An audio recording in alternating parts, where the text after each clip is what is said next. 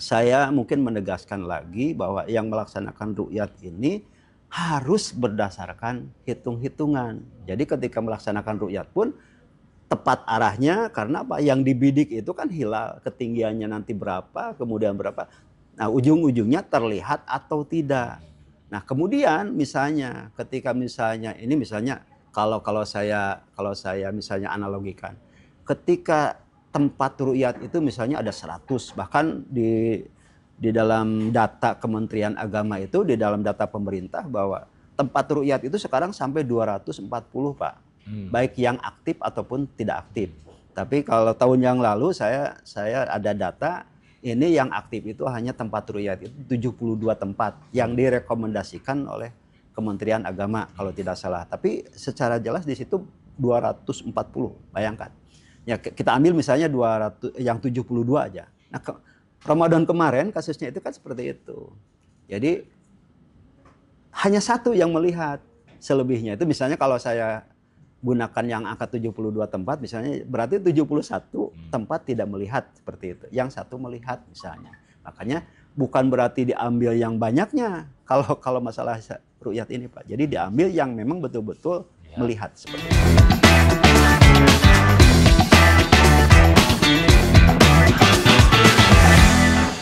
Beberapa hari lagi umat muslim sedunia akan memasuki 1 Syawal 1446 Hijriah.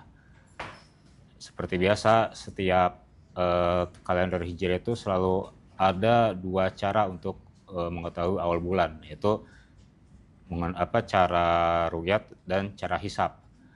Nah, ini menariknya di Indonesia setiap tanggal 1 Ramadan dan juga 1 Syawal, termasuk juga Pertengahan Idul Adha ini selalu ramai jadi perbincangan dan selalu ada perbedaan penanggalan. Nah, untuk seperti apa sih sebenarnya metode hisab dan ru'yat ini? Apakah mereka ini satu kesatuan atau terpisah? Di samping saya kedatangan misalnya ahli astronomi, ahli falak ya. Bagian dari santri saja sebetulnya. Dengan Ustadz? Saya Haji Herman, Pak. Haji Herman Sudrajat. Di NU sebagai apa, Pak? Alhamdulillah sudah 5 tahun ini saya sebagai ketua lembaga falak di Kabupaten Bogor dan juga sebagai salah satu boleh dikatakan bagian dari tim ahli ya dari lembaga falak yang ditugaskan oleh lembaga falak PWNU ya Jawa Barat seperti itu. Nah juga saya pula diaktif juga di Badan Hisab Ru'yat ya, Pak.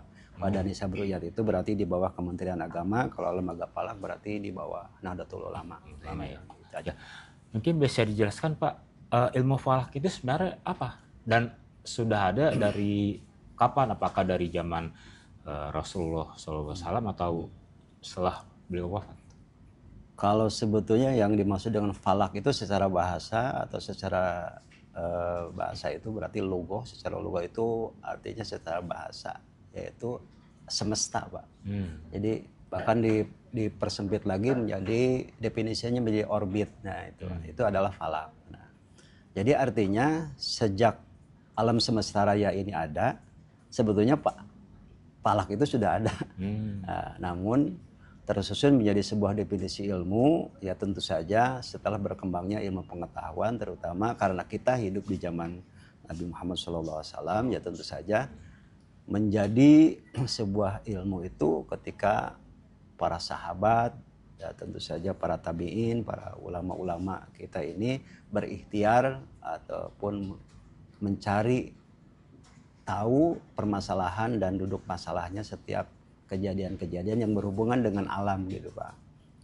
Nah kalau secara umum bahwa yang disebut dengan ilmu falak itu berarti itu tadi sejak ilmu pengetahuan aja ya mungkin hitung-hitungannya maka kita lihat bahwa walaupun perhitungan baik hijriah itu kan kita dalil-dalil di dalam Al-Quran, di dalam hadis menyebutkan bahwa penciptaan langit dan bumi juga terjadi 7 hari. Kemudian ada juga di dalam surat At-Taubah bahwa 1 tahun itu terbagi menjadi 12 bulan. Nah itu seperti itu kan berarti sudah ada. Jadi, nah, sementara ini ya karena memang kompleks permasalahannya, dan tentu saja ilmu falak pun kalau kita khususkan berarti menjadi salah satu definisi ilmu yang tentu saja dipelajari baik di dunia pesantren ataupun di dunia pendidikan Islam gitu.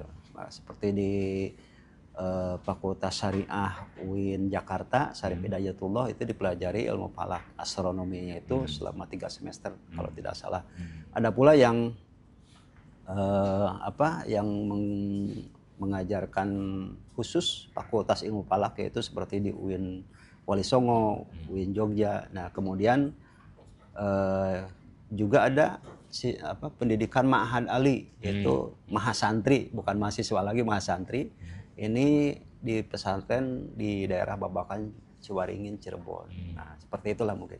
Nah kemudian falak sendiri berkembang ya tentu saja bukan hanya mengurus tentang astronomi Pak, nah, tapi juga mengurus ini ada 2 jadi astrologi. Nah, jadi ada astronomi dan astrologi. Nah, kalau ini saya tidak akan menjelaskan secara definisinya bahwa kalau astronomi itu ya itu tadi yang berkaitan misalnya kita dengan penanggalan hijriah, kemudian arah kiblat, kemudian ada juga jadwal sholat. Nah, ini berarti berkaitan dengan astronomi.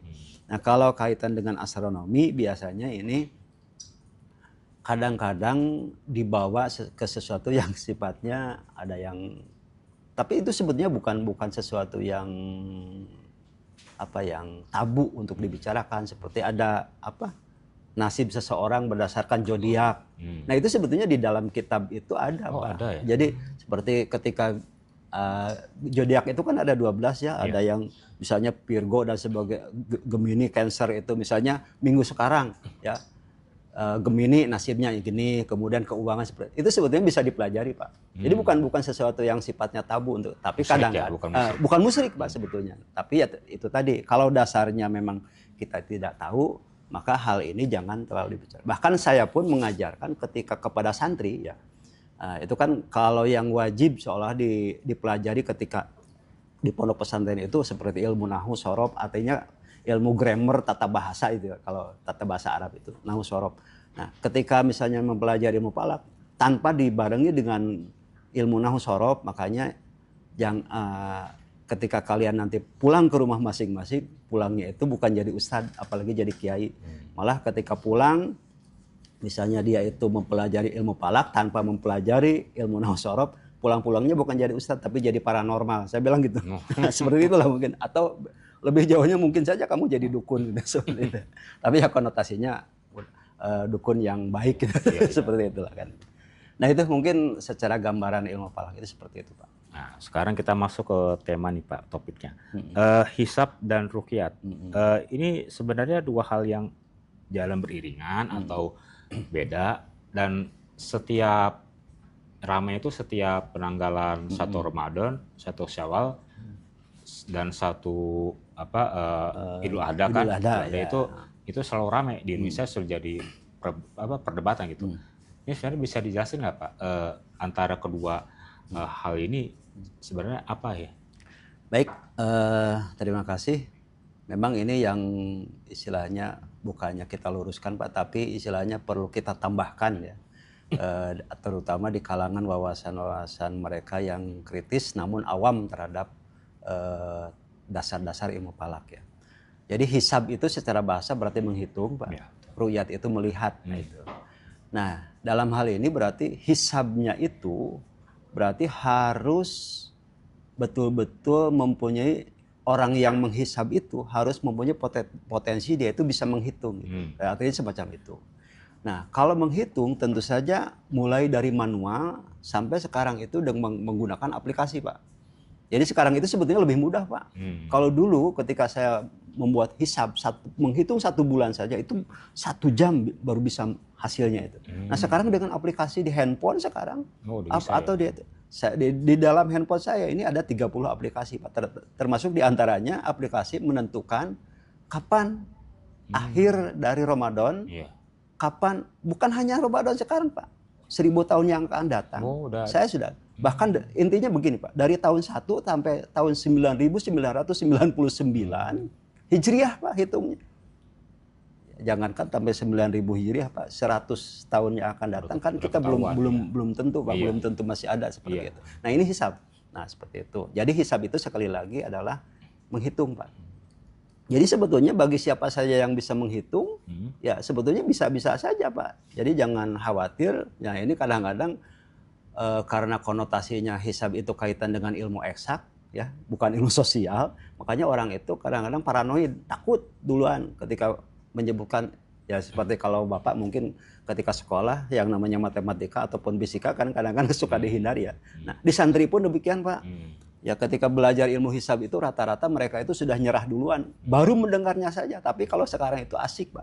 Saya sampai sekarang itu punya kelas yang pesertanya itu ustadz-ustadz semua yang mungkin dulu dia itu pernah belajar ilmu hisab seperti itu. Nah kalau sekarang itu kan ustadz mana, tokoh agama mana yang sekarang ini tidak punya handphone.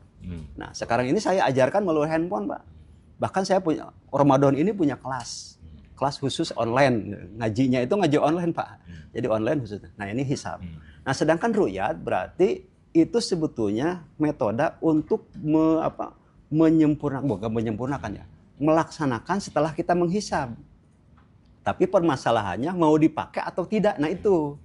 Nah kebetulan di beberapa ormas ataupun di beberapa komunitas saudara kita yang hanya cukup menggunakan hisab saja gitu.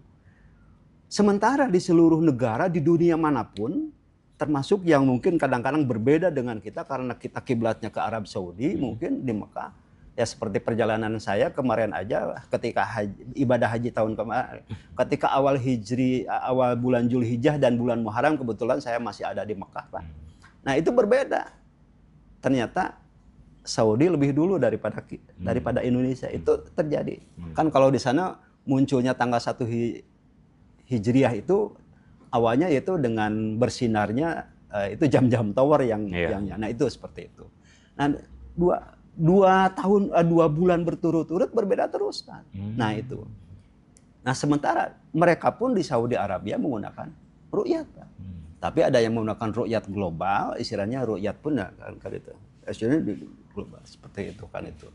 Nah, oleh karena itu jangan punya anggapan ketika misalnya kita berbeda dengan Saudi ya seolah-olah kita ini tidak mengikuti tidak mengikuti Timur Tengah, tidak mengikuti Saudi ya, itu adalah kiblat kita, bukan berarti.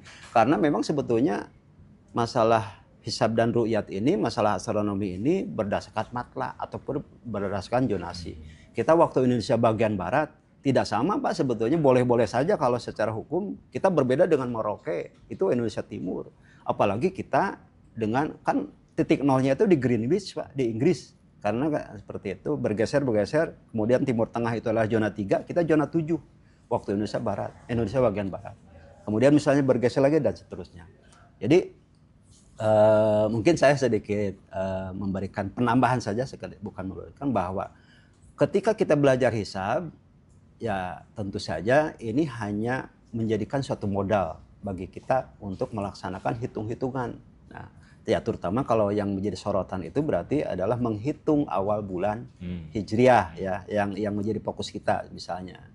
Kemudian ketika kita melaksanakan ru'yat, yang melaksanakan ru'yat pun kalau seandainya tidak dibekali dengan ilmu hisab, nggak boleh Pak itu sebetulnya. Makanya tiba-tiba walaupun alatnya sehebat apapun, kita punya alat, kemudian kita langsung ru'yat aja tanpa dibekali dan didasari dengan ilmu hisab. Sekali lagi saya menegaskan bahwa antara hisab dan ru'yat itu sebetulnya makanya tidak bertentangan ya. Ya kebetulan saja ketika misalnya pemerintah itu hasil ru'yat dari masukan dari beberapa tempat menjadi sebuah keputusan, itu kan menjadi hukum positif Pak.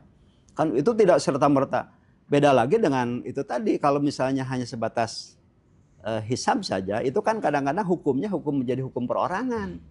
Baik hukum ormas ataupun hukum komunitas gitu. Di kita bukan hanya, mohon maaf saudara kita di Muhammadiyah, tapi komunitas di Bogor itu banyak Pak. Seperti pesantren-pesantren Salafi yang tidak melaksanakan ru'yat, cukup hisab saja. Kenapa harus ru'yat? Kan seperti itu.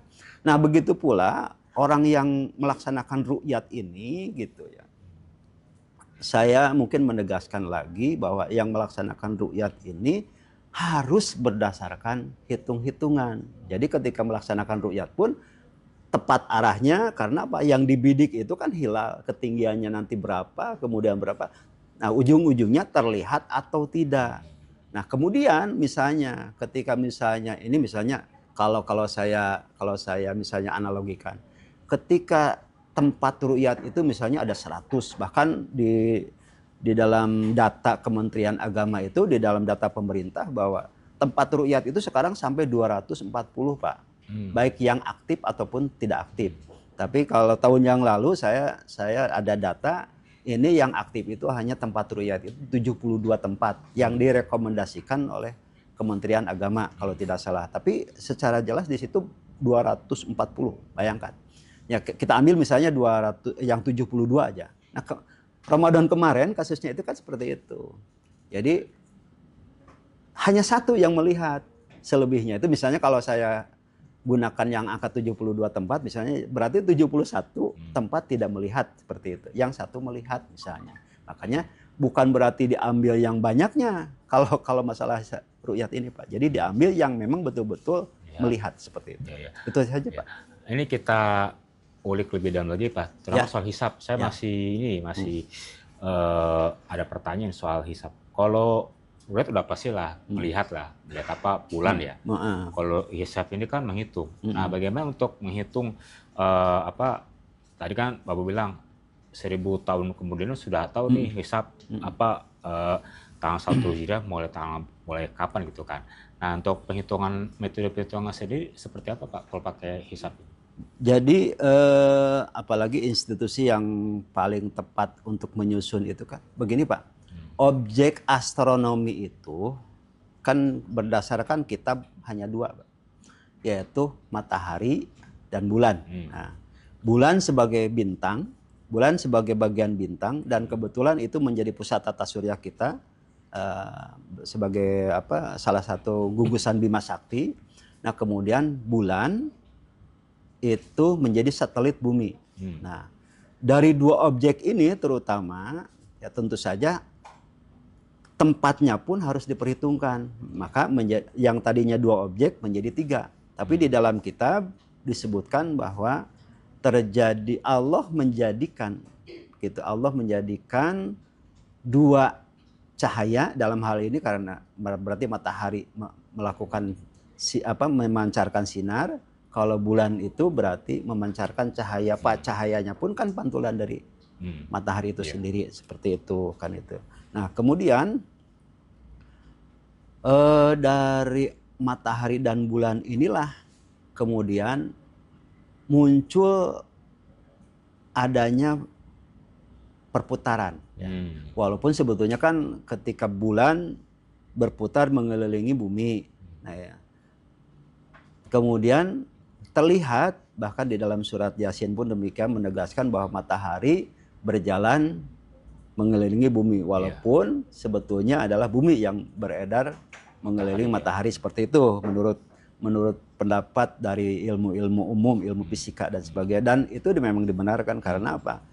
Kita menganut bahwa setiap benda yang ada di alam semesta raya ini ternyata hampir bulat lah gitu. Bulan bulat, kemudian bumi pun bulat, dan peredarannya pun orbitnya itu bulat. Maka itu disebutnya palak itu secara lebih sempitnya lagi disebutnya itu adalah orbit. Nah, orbit berarti kemudian ada garis orbitnya seperti itu. Seperti itu, Pak. Ya. Tadi kan Bapak bilang ada 240 ya? 240 tempat ru'yat. Nah, sebenarnya untuk syarat tempat ru'yat itu idealnya tingginya berapa meter dari di bawah permukaan laut, atau mungkin ada tempat khusus atau misalkan harus di gunung, di laut atau di bangunan tinggi gitu. Baik, terima kasih, pertanyaannya sangat luar biasa. Dan ini berdasarkan pengalaman saya, Pak. Pada pengalaman saya di sini ketika mengajukan tempat ru'yat dan mencari tempat ru'yat, nah itu ya tentu saja karena yang menjadi objek bergantinya matahari dan bulan di dalam satu tempat itu, istilahnya istimanya itu, kalau dalam bahasa kitab itu istima. Nah, itu di dalam satu titik. Tapi tentu saja setiap bulan ini berbeda, Pak. Mungkin saja misalnya begini. Kalau saya misalnya ini arahkan pandangan, ini adalah titik barat gitu ya. Nah, sementara ini kan kita tahunya bahwa matahari terbit dari timur ke barat. Iya. Begitu pula bulan terbit dari timur ke barat seperti itu. Tapi kan setiap hari itu bergeser, Pak. Jadi tidak satu titik gitu. Jadi kadang-kadang lebihnya itu ke utara ataupun ke selatan. Seperti itu. Nah, makanya yang direkomendasikan untuk tempat ru'yat itu tentu yang pertama harus kelihatan ufuk, Pak. Sekalipun bukan di pegunungan ataupun bukan di pinggir laut, yang jelas ketika kita menghadap ke barat itu terlihat ufuk. Jadi di depan kita itu tidak terlalu banyak gedung-gedung tinggi, apalagi sampai pohon-pohon tinggi ataupun ya ada gunung yang menghalangi kita. Nah, di Bogor itu pengalaman saya, Pak. Jadi pernah diperintahkan oleh rekan-rekan dari komunitas ataupun dari lembaga falak, yaitu untuk mencari tempat. Saya pernah pergi ke puncak juga. Kan itu sebetulnya kita lihat ke arah barat, oh ternyata jadi sudutnya ini banyak yang terhalang gitu ya. Jadi bahkan tempat-tempatnya itu. Bahkan saya di kota Bogor ini pernah naik ke gedung yang paling tinggi itu, kalau tidak salah di daerah Pajajaran, 14 lantai, tetap Pak, kita masih terhalang oleh gunung dan itu ufuknya tidak terlihat. Tapi tentu saja karena objek kegiatan ilmu falak itu bukan hanya itu. Nah, maka saya pun kadang-kadang yaitu tadi sangat disayangkan. Seperti pemangku kebijakan ketika saya tanya, kenapa Kabupaten Bogor dan Kota Bogor tidak punya istilahnya minimal markas tempat kita ini untuk melaksanakan ru'yat. Bisa disiasati, Pak, kalau seandainya memang kalau hanya kegiatannya ru'yat hilal saja, kita pakai drone aja, Pak, ke atas. Itu Pak, bisa. Ini bisa, Pak? Bisa, Pak. Bisa, sangat bisa. Bandung saja sekarang bisa, Pak. Bandung itu, enggak, kalau kebetulan Bandung itu ada titik, Pak. Sekarang ada di Unisba. Unisba yang di atas itu di daerah Dago kalau tidak salah. Itu tempat yang memang sangat bagus, Pak. Jadi walaupun Bandung itu kan pegunungan, nah kebetulan arah baratnya itu adalah daerah-daerah Karawang, Purwakarta, nah sehingga tidak ada gunung gitu. Makanya saya juga mungkin sedikit memberikan masukan, barangkali nanti dari Radar Bogor ataupun dari komunitas yang lainnya bisa memberikan masukan. Ya silahkan saja kita membuat tempat pelaksanaan bahkan sampai kajian ilmu falak ini bukan berdasarkan karena kita tidak punya pantai. Saya pernah datang, Pak, ke salah satu pejabat, ya, karena kita ini kan leading sektornya ke Kementerian Agama misalnya kan itu. Yang dijawab seperti itu. Kenapa ketika saya tanya, Pak, kenapa ini Kabupaten Bogor dan Kota Bogor nggak ada? Jawabannya karena tidak punya pantai. Nah itu. Nah, makanya itu bukan salah. Karena menurut mereka mungkin asumsinya ketika yang namanya ilmu falak itu harus teropong terus. Kan di situ ada masalah seperti arah kiblat. Kan di situ kita pembuatan kalender juga imsakiyah kan itu. Nah itu yang harus dipelajari. Bahkan saya ini sekarang memberikan materi itu berupa aplikasi. Sekarang ini bisa kita kalibrasikan imsakiyah itu dengan tinggi permukaan air laut dengan MDPL itu, Pak. Oh, gimana caranya, Pak? Nah, itu ada, Pak, di aplikasinya. Nah, itu bahkan begini, Pak. Misalnya, nah ini karena kalau Kota Bogor, kebetulan kalau Kota Bogor 6 kecamatan ini sama dengan Bogor seperti Cibinong dan sebagainya. Tapi kalau berbicara misalnya Bogornya Bogor Parung Panjang, Pak. Iya. Seperti Bogor tempat saya aja, daerah Caringin ini karena permukaannya sudah lebih dari 500 meter dari permukaan air. Itu kalau tidak salah, yang nanti kita koreksi, di situ di waktu bukanya berbeda 1 menit, Pak.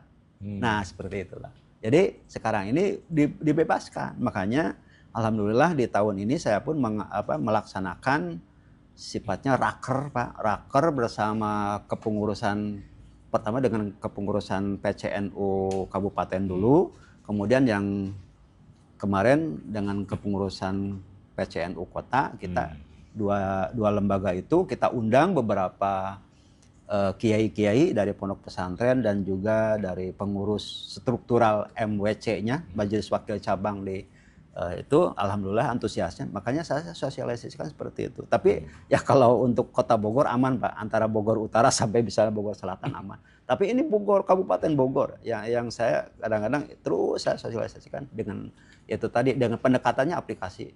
Dengan kita pijit tombol saja 4 kali pijit, misalnya Bapak ketika silaturahmi ke Cisarua, jangan heran Pak kalau seandainya maghribnya bisa lebih cepat atau lebih lambat 1 menit dari misalnya dari sini. Atau nah seperti ya.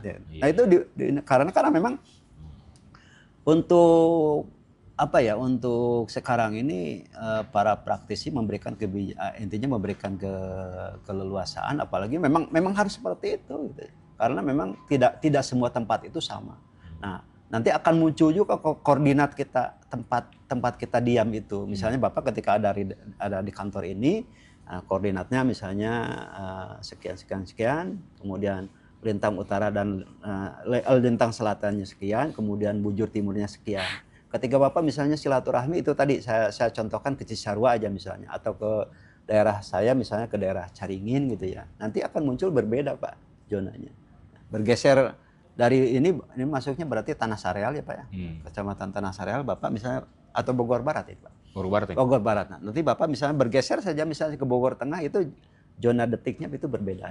Tapi tidak, kalau untuk jadwal imsakiyahnya aman kan. Karena saya sudah sosialisasikan seperti itu. Itu aja Pak. Beda ajan.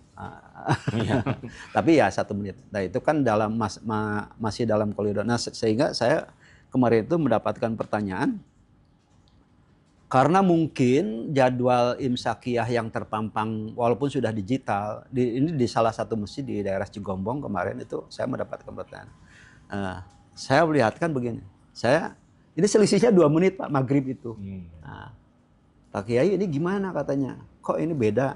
Yang ini misalnya lebih cepat dan sebagainya. Nah saya jawab begini dulu, pokoknya aman gitu.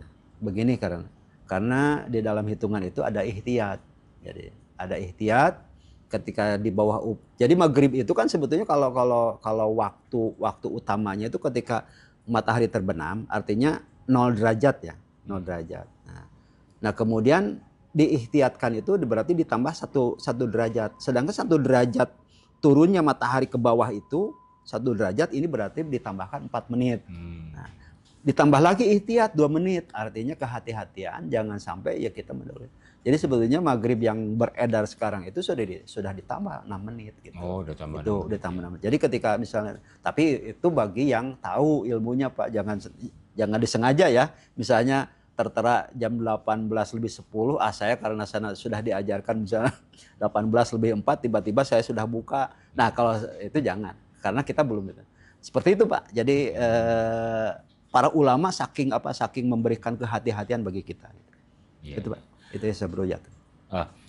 Kemarin nih sempat ramai nih awal penetapan 1 Ramadan Pak ya. Oh iya. Jadi sebenarnya tuh kalau untuk mengukur ketinggian hilal itu ada pada titik berapa derajat yang ideal gitu kan, dan kenapa yang kemarin itu bisa ramai? Baik, terima kasih.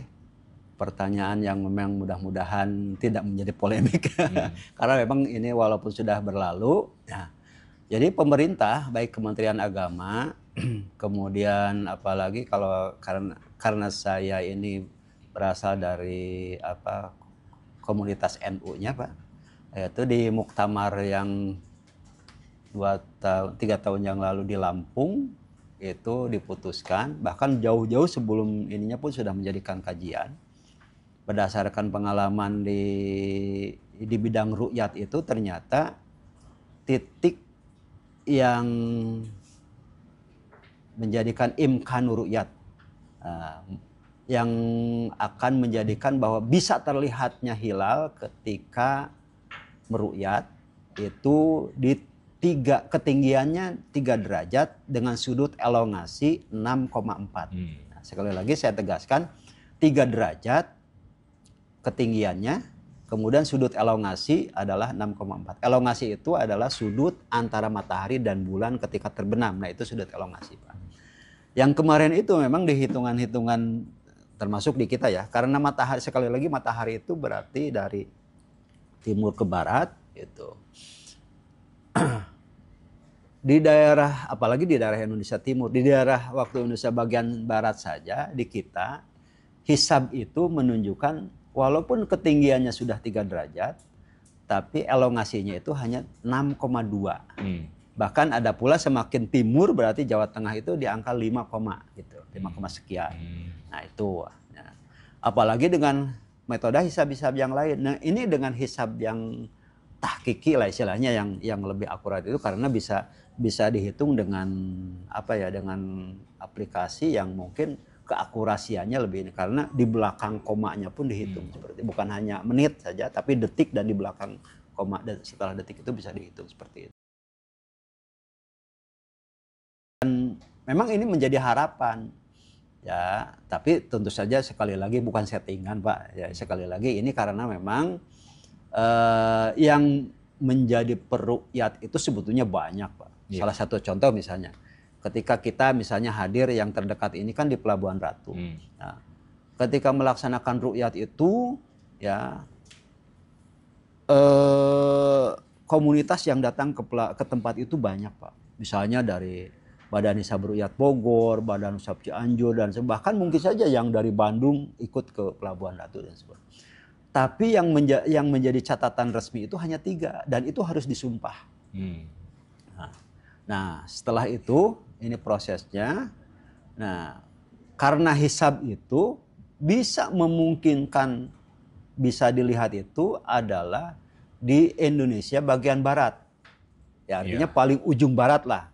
Sementara Aceh berarti ya. Aceh. Nah, ini karena, dan memang kejadian seperti itu. Dan alhamdulillah ya, saya mungkin tidak masuk ke ranah apakah dia itu benar atau tidak ya Pak ya, istilahnya bahwa tenaga ahli dalam hal ini kiai yang melaksanakan ruqyat itu mengaku melihat. Nah itu seperti itu ya. Kalau sudah seperti itu karena dia itu disumpah ya sah-sah saja, itu menjadi masukan. Jadi kalau misalnya itu tadi di Aceh itu kalau tidak salah ada 4 lokasi juga Pak, 4 lokasi untuk meruqyat. Nah, tapi yang melihatnya kan cuma 1 seperti itu. Dan nah kebetulan yang itu tadi apakah masalah benar atau tidak kan itu hak mereka sendiri, dan kita ya husnudzon karena memang dalilnya seperti itu. Ketika misalnya 240 tempat ruqyat, misalnya 239 tidak bisa melihat, yang melihat 1 berarti yang diambil 1. Oh iya. Nah, gitu, bukan kebanyakan, nggak ada. Gitu. Itu bisa berpotensi terjadi lagi nggak pada saat penetapan 1 Syawal? Kalau 1 Syawal lain lagi Pak kasusnya. Oh gimana Nah, Pak? kalau Syawal itu kebetulan ya karena kita tanggal 1 Maret berarti bertepatan dengan 1 Ramadan kan. Ya. Nah itu tanggal jadi falak itu sebetulnya menghitung akhir Pak. Awalnya menghitung akhir bulan setiap bulan Hijriah. Makanya sampai sekarang ini Nahdlatul Ulama tidak menggunakan hisab global. Jadi setiap bulan itu harus mengadakan, baik disiarkan ataupun tidak, itu kita ini sebagai praktisi wajib Pak. Jadi setiap bulan kegiatan ruqyat itu baik hadir ataupun mewakilkan, itu kan seperti itu. Nah kalau tanggal 29 ini itu berdasarkan dari kajian-kajian ataupun literatur itu ketinggian hilal hanya di angka 2 derajat. Nah, jadi tidak masuk kriteria imkanur ru'yah. Oh, gitu. Tanggal 29 ini berarti hari Sabtu ya Pak? Sabtu, ya? Nah, hari Sabtu tanggal 29 hilal itu akan muncul di ketinggian 2 derajat. Ketinggiannya 2 derajat. Nah, itu lebih jelasnya nanti mungkin saya kasih datanya karena itu harus teliti Pak. Saya jangan sampai salah nih. Apalagi dengan ketinggian seperti itu, apalagi elongasinya itu pasti akan kurang seperti itulah. Nah, dengan potensi seperti itu, maka dipastikan ya. Tapi sekali lagi nanti harus diuji dulu. Dan sebetulnya memang etikanya begini Pak, walaupun misalnya saya dan Bapak dengan berdasarkan keilmuan Bapak dan saya ini tahu bahwa ini tidak masuk kriteria imkanur ru'yat, kita ini jangan mengumumkan dari awal. Nah gitu sebetulnya etikanya. Karena kita ini harus ada etika bernegara yang memang itu menjadi hukum positif gitu. Jadi jangan punya anggapan begini deh, bahwa pemerintah itu menteri agama. Bukan Pak. Pemerintah itu adalah presiden, bukan. Atau pemerintah itu menteri dalam negeri, bukan. Jadi yang dimaksud dengan pemerintah dalam kajian astronomi itu adalah hasil dari kumpulan-kumpulan itu tadi yang menjadi sumbernya. Nah sumbernya di sini adalah ru'yat gitu maksudnya. Itu keputusan gitu. Nah ini kan kadang-kadang, mohon maaf ya, kadang-kadang orang itu salah menilai Pak. Ketika misalnya keputusan pemerintah yang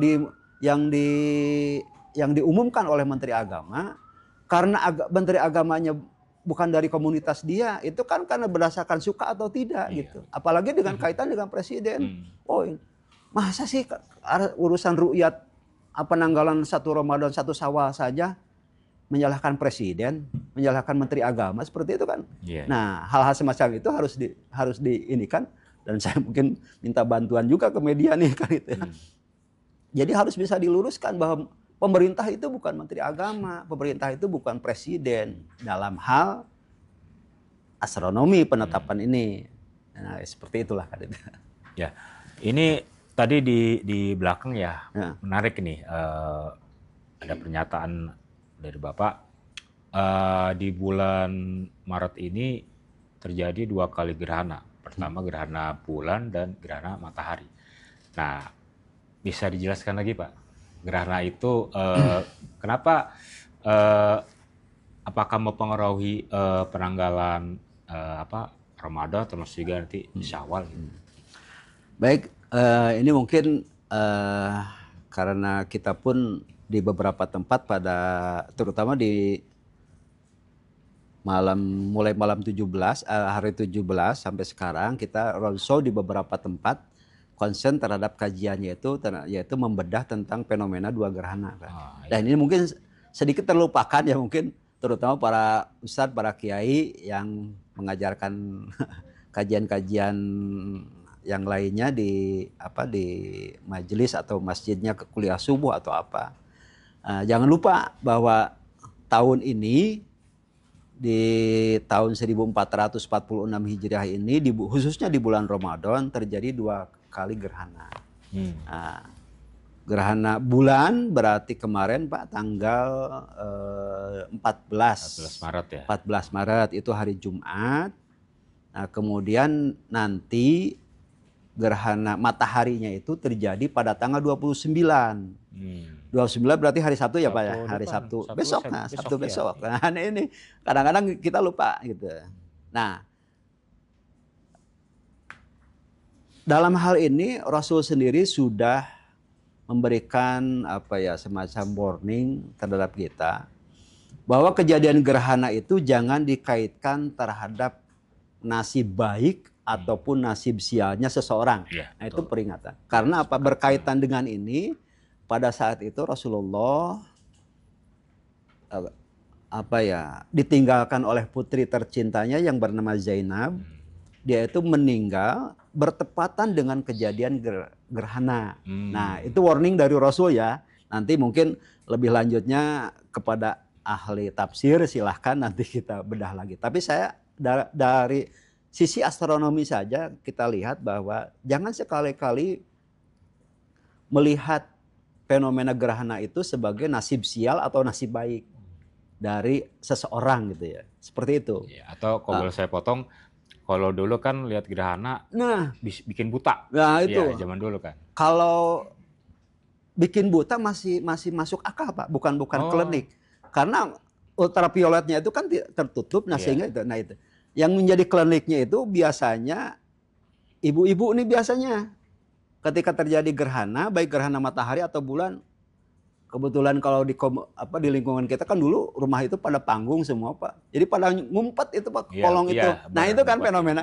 Nah ini cerita-cerita seperti itu saya mungkin harus luruskan. Jadi seandainya sampai ada stigma ketika terjadi gerhana bulan itu atau terjadi gerhana pokoknya. Ketika seorang ibu dalam keadaan hamil tidak ngumpet, anaknya akan istilahnya tutung sabelah lah kayak itu seperti itulah.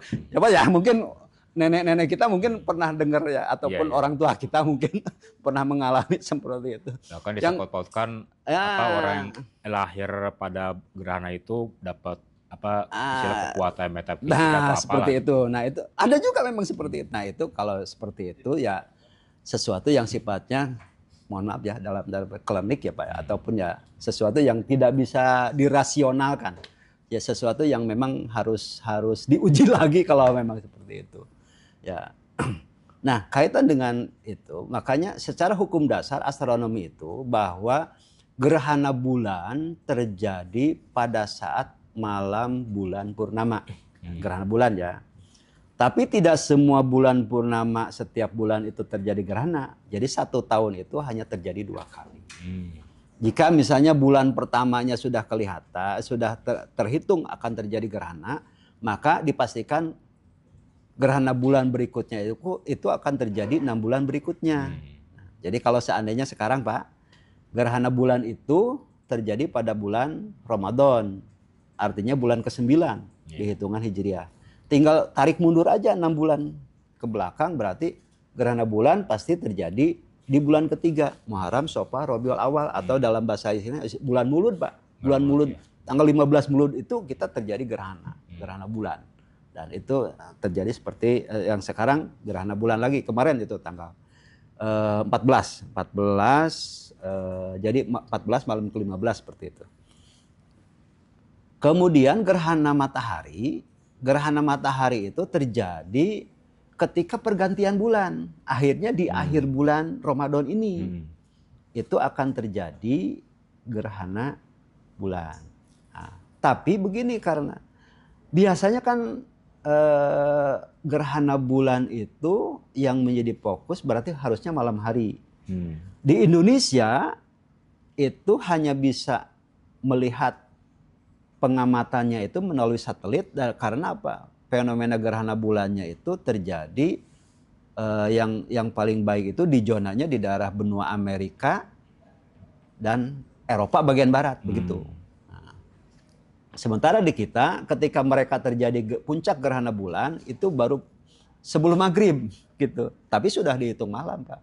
Makanya ya kalau seandainya yang berdasarkan hisab bisa dibenarkan karena dengan fenomena gerhana itu, makanya sesuai judul Pak, fenomena gerhana itu bisa mengkalibrasi hitungan. Nah, makanya ketika Bapak misalnya kemarin itu melihat di malam Sabtu, artinya sudah masuk tanggal 15 kan, karena pergantian hari menurut hijrah itu maghrib kan kita. Toh di sana sudah malam Pak, di kita jam 17 itu mereka sudah mungkin jam 10 malam atau jam sampai 1 malam itu kan berbagai zona itu ya. Dari saya lihat di live streaming itu di Eropa bagian barat, Afrika Utara sebagian, sama yang lihat saya penglihatan itu di Santiago Chili. Nah itu saya saksikan itu hari Jumat itu live streamingnya seperti itu. Kemudian kan ini menjadi apalagi dikaitkan dengan ilmu fikih Pak. Ilmu fikih itu biasanya para ulama ketika ada kejadian gerhana itu disunatkan sholat sunat gerhana. Berarti kalau gerhana bulan khusuf, kalau gerhana matahari kusuf. Seperti itu.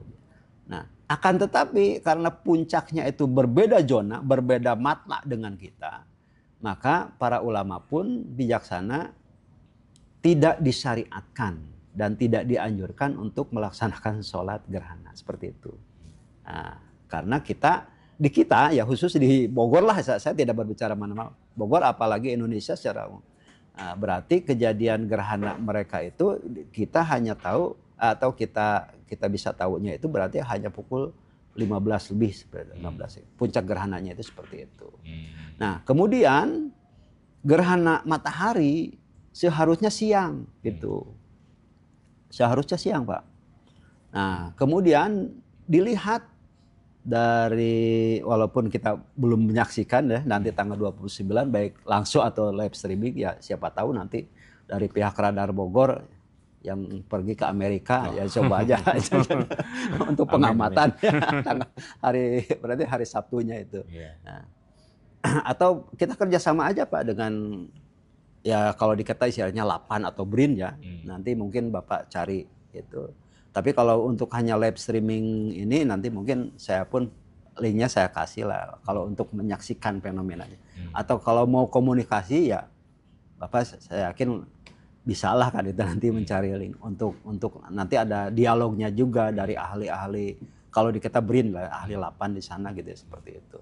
Nah, puncak gerhana matahari pun itu di kita di sana itu jam 8 pagi, di kita tentu saja sudah jam 8 malam, artinya bisa lebih dari maghrib. Makanya dalam hal ini di khusus Ramadan hari ini, tahun ini, dari saudara-saudara kita di Muhammadiyah pun mengumumkan bahwasanya mereka untuk hisabnya tidak di tanggal 30-nya. Tidak, karena apa ya? Bisa kemungkinan karena di sini tidak bisa terlihat, makanya mereka pun menggenapkan sampai 30 hari. Gitu. 30 hari ya. Apalagi ya tentu saja pemerintah gitu ya. Pemerintah pasti dengan hitungan itu saja sudah kita bisa lihat Pak. Kalau kita nanti ada saudara kita baik di wilayah Indonesia bagian barat, apalagi Indonesia bagian timur itu, kita ini tidak lebih dari 2 derajat. Tidak ada yang melebihi 3 derajat. Termasuk di Aceh pun itu 2 derajat. Seperti itu. Artinya dengan 2 derajat ini dipastikan tidak akan bisa dilihat sekalipun cerah. Ya, seperti itu Pak. Ya itu kan secara keilmuan. Ilmu falak itu ilmu pasti sebetulnya gitu aja. Nggak bisa di ini lagi. Ya. Ini menarik nih. 2030 kalau tidak salah Pak ya, bakal, atau tahun berapa tuh, bakal ada 2 kali bulan Ramadan dalam 1 tahun masa ini. Itu gimana Pak? Oh itu berarti saya mungkin lengkapnya belum saya pelajari lagi. Memang saya pernah baca bahwa itu ya karena memang jumlah harinya Pak. Jumlah hari di dalam 1 tahun di tahun Masehi itu artinya sesuai dengan perputaran matahari itu adalah 365 atau 366 kalau di tahun kabisatnya. Nah sedangkan untuk hitungan hijriah itu berarti jumlah harinya 354 atau 355 di tahun kabisat. Kenapa bisa biar gitu Pak? Antara apa total tahun dari kabisat dengan hijriah itu kenapa bisa perbedaan gitu Pak? Ya karena yang menjadi sumber perhitungannya juga beda Pak. Jadi kalau di dalam salah satu kitab referensinya sebetulnya mudah saja. Jadi kalender itu atau perhitungan penanggalan itu dibagi menjadi 2. Walaupun ketika menjadi 2 ini sebetulnya berkembangnya ketika kekuasaan Romawi Pak. Jadi jauh-jauh sebelum berkuasanya Romawi itu perhitungan, coba aja kita lihat di hadis-hadis ataupun jadi ketika zaman Nabi Adam, bahkan misalnya di dalam keterangan baik di dalam hadis atau jadi penanggalannya itu tetap menggunakan 12 bulan, tapi mungkin saja namanya berbeda. Jadi penanggalan 12 bulan ini berdasarkan perputaran bulan, perputaran komar gitu ya. Nah, namun ketika zaman Patrah ya terutama yaitu dengan munculnya Nabi yang ke-24 yaitu Nabi Isa. Nah, itu kan di dalam bahasa mereka itu kan berarti Yesus ya, maka dikatakan Isa Al-Masih, maka menjadi Masehi kan itu seperti itu. Nah, itu penanggalan sebetulnya asalnya bukan menggunakan nama Nabi Isa.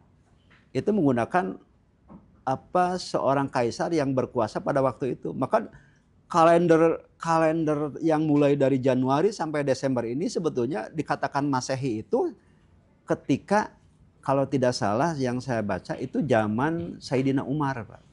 Kalau dulu itu bahkan kesini itu sebetulnya dikatakan kalender Gregorius gitu.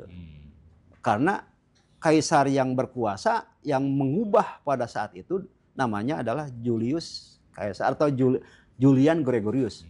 Mohon maaf, Julian Gregorius. Jadi sehingga kalau secara bahasa coba kita buka-buka Pak. Jadi yang namanya September, Oktober. Nah, saya contohkan Bu, September, Oktober.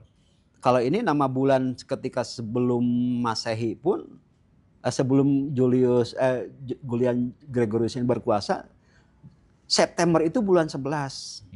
Secara bahasa Septi itu 11. Nah, kemudian Okta ini kalau misalnya biasanya anak putri ya atau anak-anak teman kita yang putri biasanya. Okta, Octavianus itu sebetulnya Okto itu 12, Pak. 12. Nah, kemudian November dulu bukan November. Saya belum menemukan sampai sekarang. Jadi kalau November, Desember, nah berarti November yang ada sekarang itu sebetulnya bulan ke-1 tadinya. Nah, kemudian Desember bulan kedua dan Januari bulan ketiga. Itu berdasarkan tadi secara bahasa memang dulu sebelum Julian Gregorius ini berkuasa, mereka itu kan mencoba mengotak-atik. Nah, kemudian dirubahlah oleh Julian Gregorius ini tapi tidak ketemu. Jadi dengan ada teori begini Pak, perhitung. Jadi di aplikasi Excel yang termudah aja misalnya dari praktisi Palak itu dengan membandingkan jumlah dari tanggal 1 Muharram tahun 1. Karena ini bertepatan dengan hijrahnya Rasulullah. Iya. Walaupun kalendernya itu disusun oleh Sayyidina Umar. Seperti itu. Nah, kemudian tanggal 1 Januari tahun 1 itu berdasarkan kalender ketika kelahiran Nabi Isa. Seperti itu kan. Nah, dengan membandingkan tanggal 1 Hijriah dan 1 Masehi ini kemudian dirubah oleh Gregorius ini. Nah, yang tadinya bulan ke-10 menjadi bulan ke-12 menjadi bulan 10, yang bulan ke-11 menjadi bulan ke-1 dan seterusnya. Ini ada selisih angka yang tidak bisa diangkat. Muncullah angka 13. Makanya dianggaplah 13 itu angka sial. Ini bukan utak-atik karena memang sudah saking pusing mungkin ya yang namanya orang berkuasa Pak bisa aja kan. Pokoknya kumaha saya welak gitu. Seperti itulah mungkin gambaran besarnya ketika Julian Gregorius itu merubah. Nah, kemudian fenomena yang tidak boleh kita lupakan itu kan Sayyidina Umar ya yang mencoba menyusun kembali penanggalan.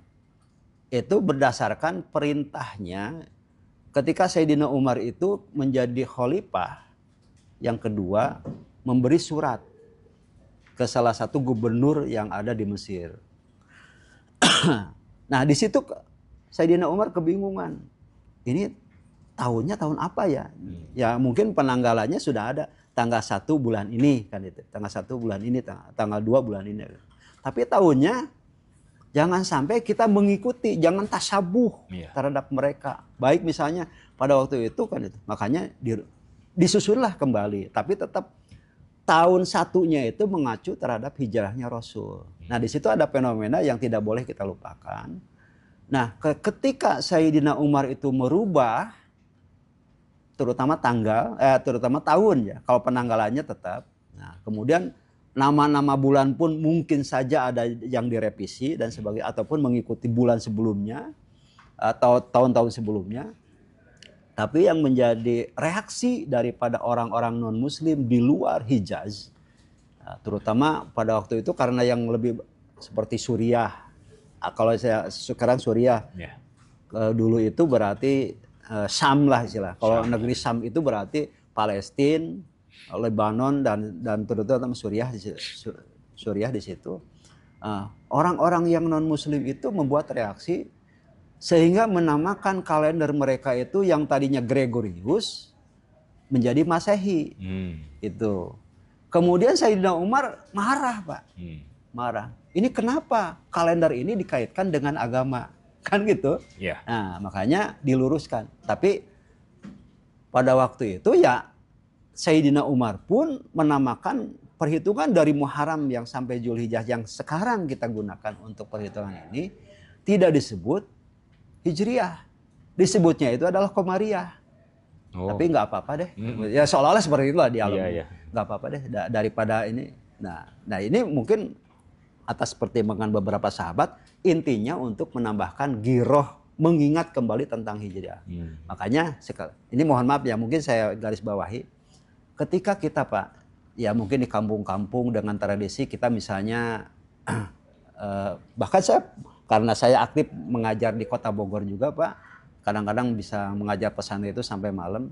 Kalau event pergantian tahun baru Hijriah itu kan, misalnya pas malam tahun baru itu, tahun barunya itu kan kita misalnya ada syiar, baik pawai obor ataupun lomba-lomba dan sebagainya.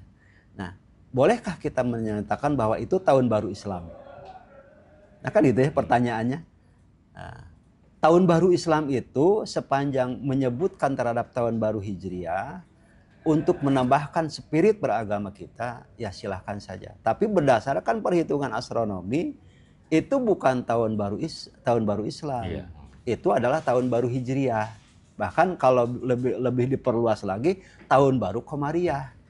Karena yang menghitung, mohon maaf, karena yang menghitung untuk menghitung kalender itu bukan hanya orang Islam saja. Bisa saja saudara-saudara kita yang di Jazirah Arab saja yang kebetulan beragama non-Muslim tapi menggunakan kalendernya kalender yang sesuai dengan tetangganya yang Hijriah gitu, seperti itu. Begitu pula banyak diantaranya stigma yang kurang tepat ketika terjadi pergantian tahun baru Januari, 1 Januari di kita, kenapa dikaitkan dengan seolah-olah itu bukan Islam gitu. Nah itu ya, sebutkan tahun baru inilah tahun baru ini. Padahal itu hanya pergantian Masehi saja gitu sebetulnya. Jadi seperti itu. Nah itu tapi dalam pandangan orang-orang yang memang sudah mengetahui dasar ilmu falak atau astronomi. Tapi kalau seperti tadi, kalau untuk membuat giroh seperti tadi, perayaan tahun baru Muharram itu dikaitkan dengan tahun baru Islam, atau bahkan dia itu menyebut ini tahun baru Islam. Gitu. Coba Bapak perhatikan juga, ini ternyata kalender Jawa menggunakan Hijriah juga. Iya, nah, betul. Kemudian kalender Sunda Pak, walaupun menggunakan perputaran bulan juga, Komariah juga. Walaupun tanggal 8 Hijriah per hari itu sama dengan tanggal 1 di kalender tahun baru Sunda atau tahun baru Caka. Ngiblatnya kemana Pak? Kalau tahun baru Sunda, misalnya perhitungan kalender Sunda itu perhitungan dari Hindi. Ya Jazirah itu aja, Pakistan, Afghanistan dan India itu seperti itu. Oh, berarti ini yang menyebabkan bahwa Islam itu pergantian hari itu ketika maghrib ya? Ya, ketika maghrib. Ya. Nah, kalau Masehi kan mulai dari pagi, tengah malam. Kalau di Hijriah itu mulai maghrib ya pergantian hari. Ya betul. Jadi ada perbedaan waktu gitu. Ya, dan jumlahnya juga kan berbeda gitu. Beda, betul.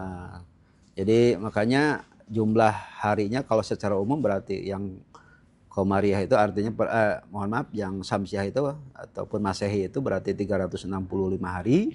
Makanya kan itu ya kadang-kadang ada juga yang bertanya kenapa khusus bulan Februari nggak sampai 30 nggak dipukul rata, itu 28 atau 229 seperti itu. Karena memang menghadapi pergantian musim. Sekali lagi bahwa perputaran matahari yang sekarang itu menjadi perhitungan kalender Masehi, perputaran matahari itu asalnya untuk menentukan musim, bukan untuk penanggalan. Gitu. Makanya di bulan ketiga itu kan tanggal 22-23 itu pergantian musim. Nah, kalau di kita tropis ya, begitu pula di sana gitu, yang 4 musim. Nah, berarti dari 22-23 ini, 22 akhir dari hujan menuju 23-nya itu harusnya kemarau gitu. Ya. Tapi ya itu tadi antara hujan dan kemarau ini terjadilah pancaroba. Makanya terjadi pancaroba itu kalau malam biasanya dinginnya seperti ini bisa lebih dingin ataupun panasnya lebih panas. Makanya disebut pancaroba seperti itu. Begitu pula nanti September Pak. Bulan September itu terjadi pergantian antara kemarau menjadi hujan. Nah itu seperti itu. Kalau di Hijriah ada nggak tahun kabisat bulan yang setiap 4 tahun sekali itu nambah gitu? Nambah, ya. Ada, Pak. Jadi bahkan kalau Hijriah itu disebutnya hitungan satu kurun waktu. Satu kurun waktu itu 30 tahun, Pak. Nah, saya gambarkan aja yang ininya. Dari 30 tahun ini ada 11 tahun yang jumlah harinya itu bukan 354, tapi 355 gitu. Artinya semacam itu. Jadi kalau secara umum kan kalau 354 itu begini. Jadi misalnya Muharram 30, Saparnya 29. Ini 30, 29, 30, 29, 30 terus kan sampai akhir, sampai 12 kali. Makanya 30 kali 6 ditambah 29 kali 6 sama dengan 354. Iya. Tapi ada yang berurutan 30, 30, 30 gitu ya nantinya itu. Karena apa? Di tahun kedua, di tahun kelima. Nah kita kan sudah lewat. Nah tahun ke-6 ini bukan. Nah nanti ada lagi tahun ke-7 Pak. Nah tahun kedua, tahun kelima, tahun ke-7. Nah itu saja mungkin. Jangka waktu 30 tahun ini ada 11 tahun. Yang jumlah harinya 355. Gitu. Makanya itu disebut tahun kabisat juga. Oke. Wah, cukup menarik pembahasannya, Pak. Wah, jadi tambah ilmu juga nih soal hilal hisab dan ru'yat ini. Oke, makasih Pak. Sama-sama Bapak. Mungkin satu saja yang saya pun minta dibantu disosialisasikan terutama di komunitas pesantren ataupun madrasah-madrasah ataupun sekolah-sekolah umum. Ya kita terbuka Pak. Apalagi dengan sekarang ini kan kepengurusan PCNU yang baru di Kota Bogor. Alhamdulillah kita mencoba mensosialisasikan salah satu di antaranya salah satu lembaga ataupun bagian dari PCNU itu adalah lembaga Falak Nahdlatul Ulama LF PCNU Kota Bogor. Ataupun kalau saya misalnya LF PCNU Jawa Barat atau LF PCNU ada di berbagai daerah yang sekarang ini alhamdulillah sudah ada ya. Nah, walaupun resmi ataupun tidak ya dari PCNU ya mengharapkan baik dari jajaran pemerintahan dalam hal ini misalnya Kementerian Agama ataupun dinas-dinas pendidikan yaitu jangan ragu-ragu untuk ikut mensosialisasikan gitu aja, mensosialisasikan tentang dasar-dasar ilmu falak ini. Sekali lagi bukan hanya untuk mengetahui itu saja. Banyak yang tanya Pak kepada saya, kalau belajar falak apakah untuk mengetahui? Tidak Pak. Jadi bisa saja kalau seandainya anak-anak kita ada yang bercita-cita menjadi pelaut, itu bisa terpakai Pak. Itu navigasi secara umum. Dan alhamdulillah ini kejadiannya bukan ini, saya pernah dibantu Pak mengukur kalibrasi masjid di daerah Jonggol itu bisa cepat menghitung masjid. Biasanya kalau saya mungkin karena dengan berbagai alat dan ini apalagi dengan zona itu bisa sehari itu 4 Pak.